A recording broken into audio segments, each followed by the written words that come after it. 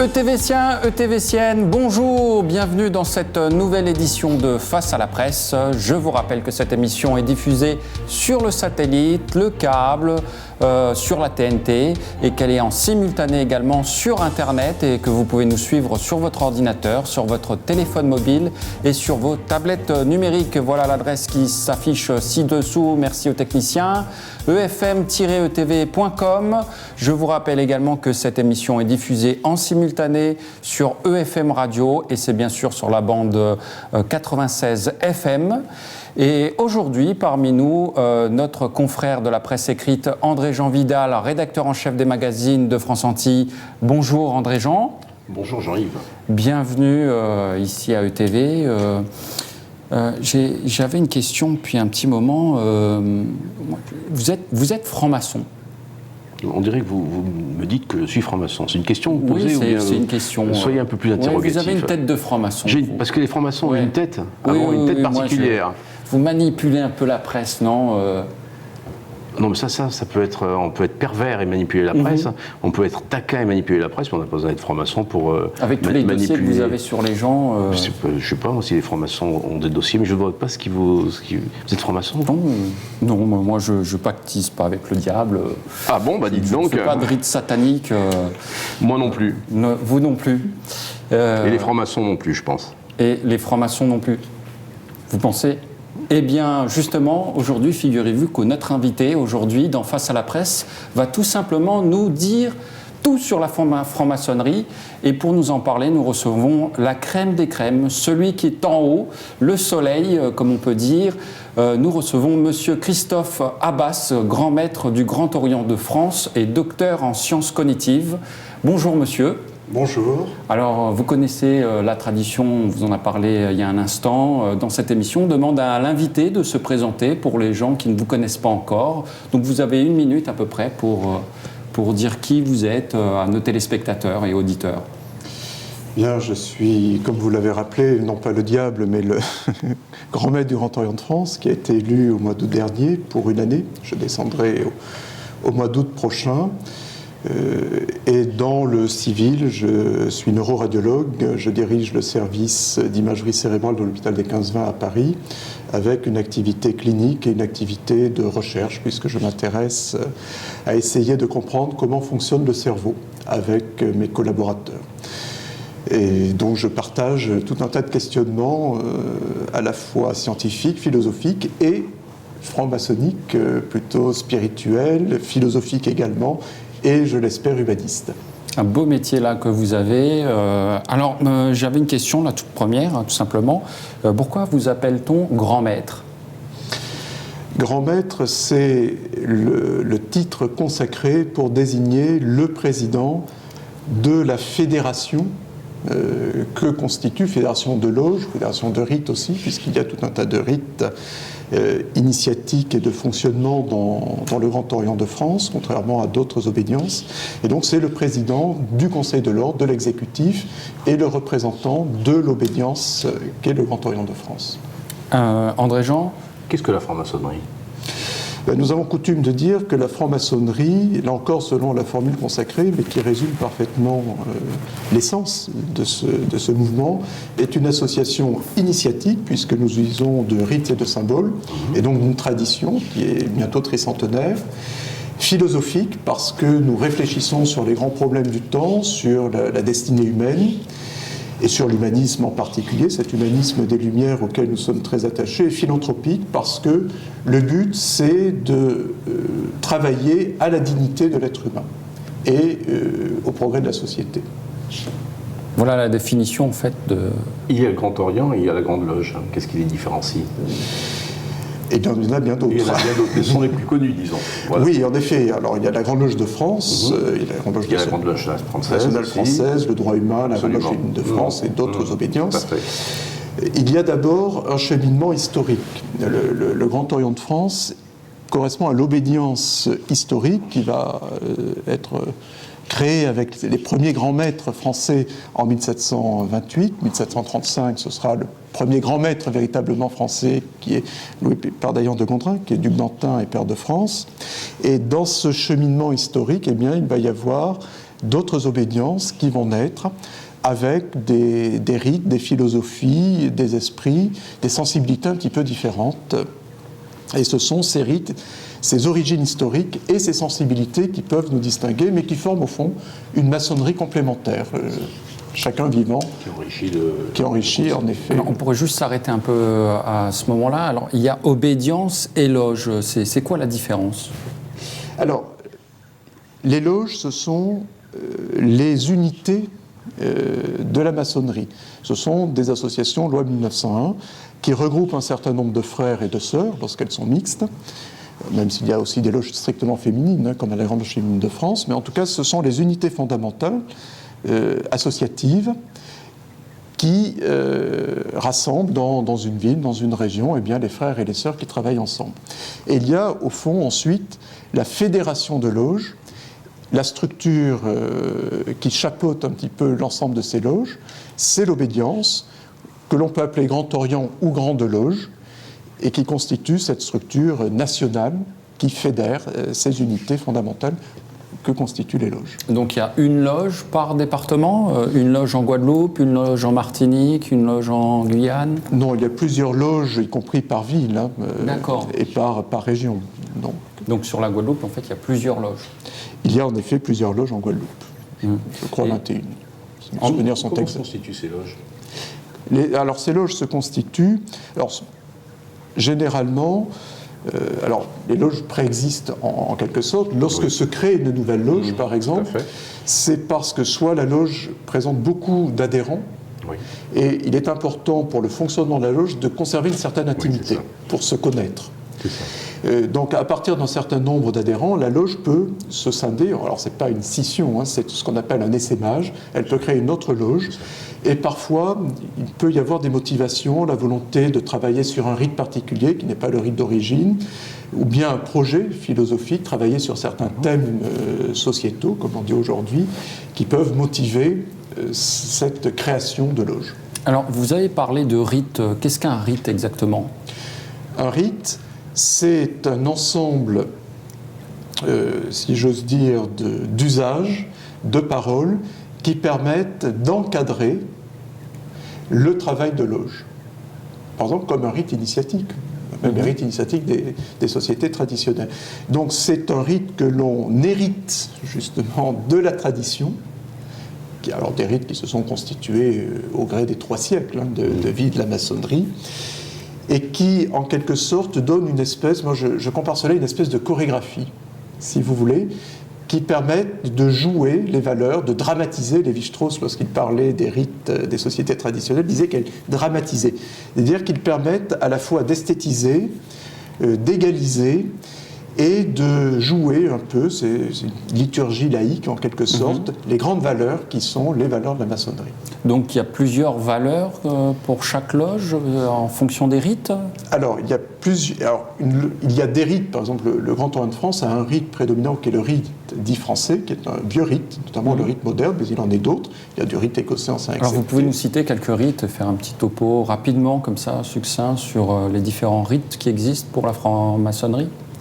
Alors, il y a des rites, donc il y a le rite français, il y a le rite écossais ancien accepté, il y a des rites de Memphis-Misraïm, il y a le rite écossais rectifié.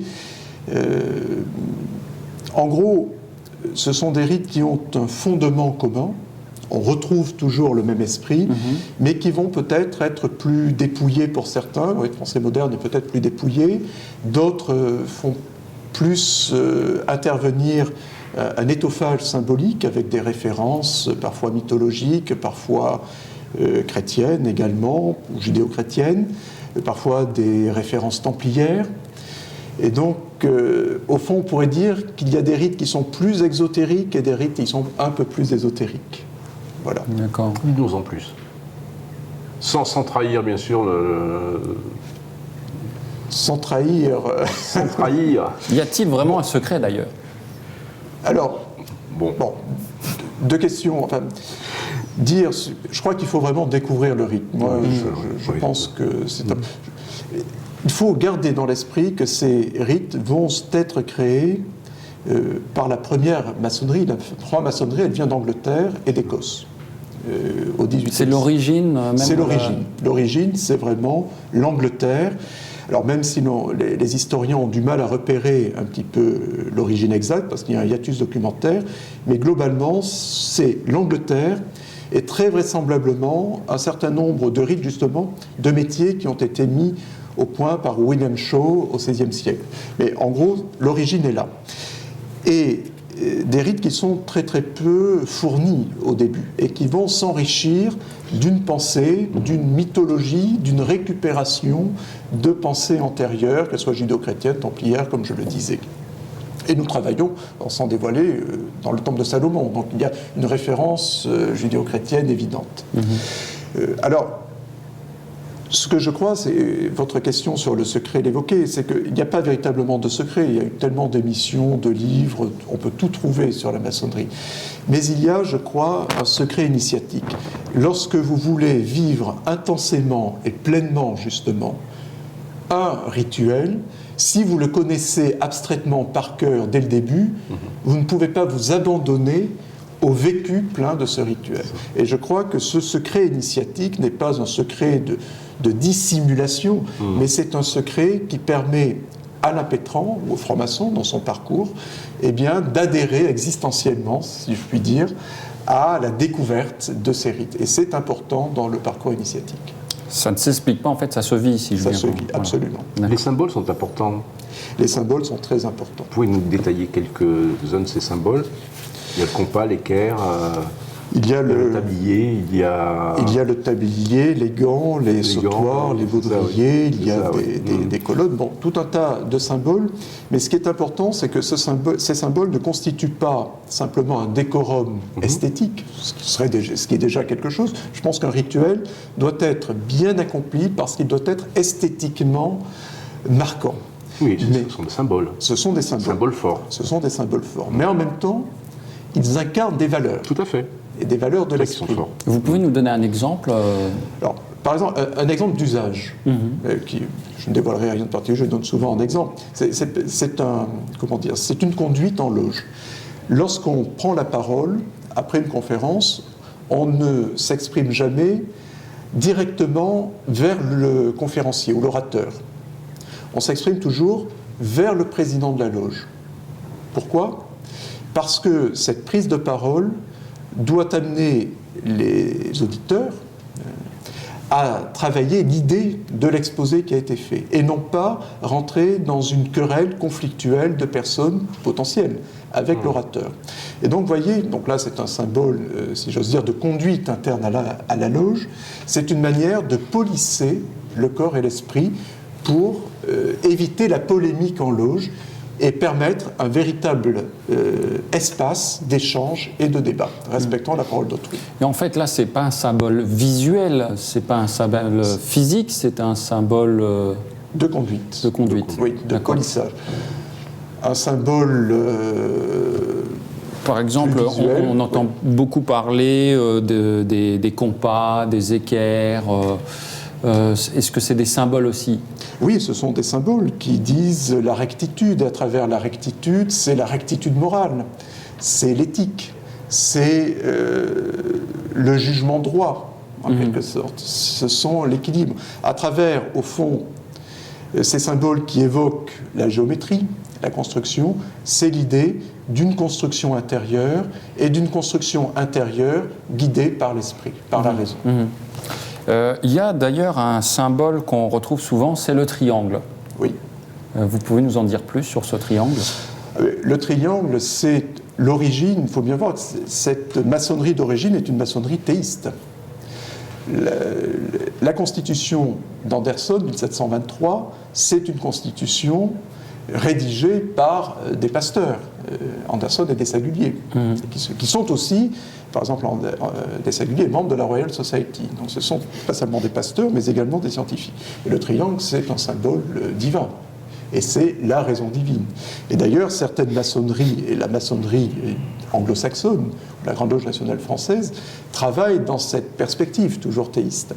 Mais dans le Grand Orient de France et d'autres obédiences amies, dites libérales, ce symbole va se désolidariser de ses racines théistes pour devenir l'incarnation de l'équilibre et de la raison. de la raison scientifique, de la raison philosophique. Donc d'une raison sécularisée. André Jean? Donc plus de Père, de Fils et de Saint-Esprit. Absolument. D'accord. Comment êtes-vous organisé? En association? Nous sommes organisés en association. Donc, ce sont des statuts de loi d'association en 1901. Donc, les loges sont ces unités de base qui sont souveraines, elles sont indépendantes dans leur vie, mais évidemment, elles respectent en règlement général une constitution du Grand Orient de France. Et ces loges élisent des représentants, des délégués qui vont siéger à l'Assemblée générale, que l'on appelle le convent, et élisent également des délégués régionaux, parce que c'est fragmenté en grandes régions, et ces délégués régionaux élisent des conseillers de l'ordre, aujourd'hui 35 conseillers de l'ordre, qui vont former le bureau national exécutif du Grand Orient de France, qui élit son grand maître et ses grands officiers, c'est-à-dire son bureau exécutif. Et au niveau de la loge, il y a une hiérarchie, il y a des grades. Il y a des grades. Alors, ce n'est pas une hiérarchie au sens d'une prééminence des uns sur les autres, c'est une hiérarchie initiatique et de fonction. Tout à fait. Donc il y a en effet un président qu'on appelle un vénérable, il y a évidemment un secrétaire, il y a un trésorier, c'est une association en 1901, et puis il y a des fonctions qui sont spécifiques de la maçonnerie pour justement dire le règlement, pour veiller à la bonne marche des dialogues qui se passent dans la loge, et pour la formation, le rituel. Donc, il y a un maître des cérémonies, par exemple, comme dans toute société cérémonielle, et puis des frères ou des sœurs qui vont prendre en charge les nouveaux venus pour leur apprendre l'histoire, les symboles, faire connaissance et agréger finalement dans cette dynamique de groupe. Les accompagner dans l'initiation. Et les accompagner dans l'initiation, dans leur découverte et dans leur ressenti justement de ce... Les sanctionner éventuellement. Oui, enfin les rappeler aux bons usages. Voilà. Et ça fait beaucoup de monde justement en vous entendant parler. Vous êtes combien aujourd'hui en France? Au Grand Orient de France? Oui. Nous sommes un peu plus de 52 000 frères et sœurs. 52 000 frères et sœurs. Et en tout, francs-maçons, tout confondu? En France, je crois que l'on estime entre 160 000 180 000 maçons, toute obédience confondue. Et une loge représente à peu près combien de maçons? En moyenne, c'est une trentaine. Il y en a parfois qui peuvent être à une centaine, d'autres un petit peu moins, mais en gros, 30-50, ce doit être la moyenne des loges. Et à partir de combien de frères peut-on constituer une loge? Une cinquantaine. Une cinquantaine, pas moins. Non. Non, parfait. Eh bien, vous vous souvenez, on vous avait dit qu'il y avait une deuxième tradition dans l'émission, et elle est? Pour la société de consommation, publicité. Merci.